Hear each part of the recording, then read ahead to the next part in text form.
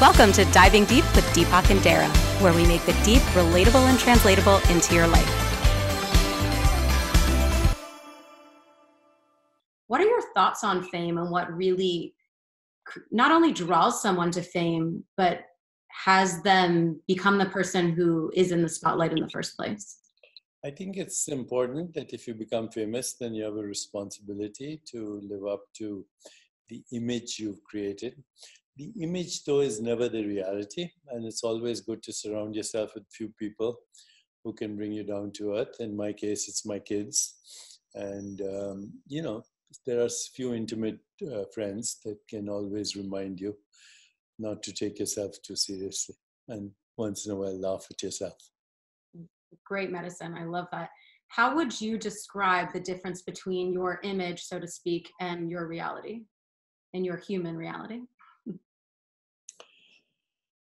Human reality is mostly about the image, which we said, the selfie, not the self. But I think the goal of all wisdom traditions is to go beyond that.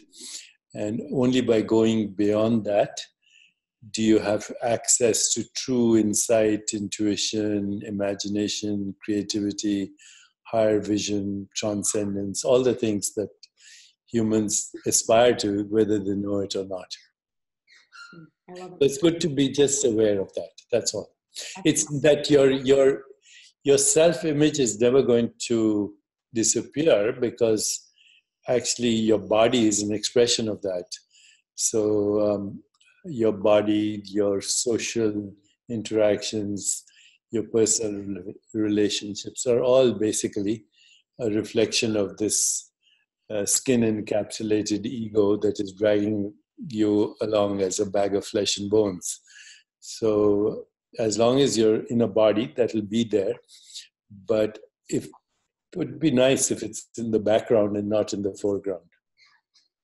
Are there any lessons that you've seen or learned from watching people who are considered famous or celebrities when it's become their entire source of identity or self-worth? Is there anything that you learned? It's mostly their entire source of self-worth.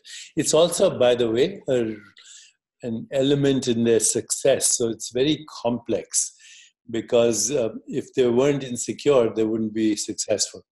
So it's almost like there's the wisdom of insecurity built into them. But a stage should come when it's not needed. It's good as part of a phase of maturation.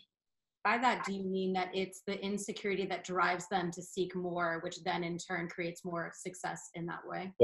Correct. That's so fascinating. It's the insecurity that drives them. But once you've kind of achieved the pinnacle of success, it should drop, but it doesn't. I remember first time I met Michael Jackson, he asked me who was my favorite singer, and I named the Beegees or something, and he was so upset that I apologized.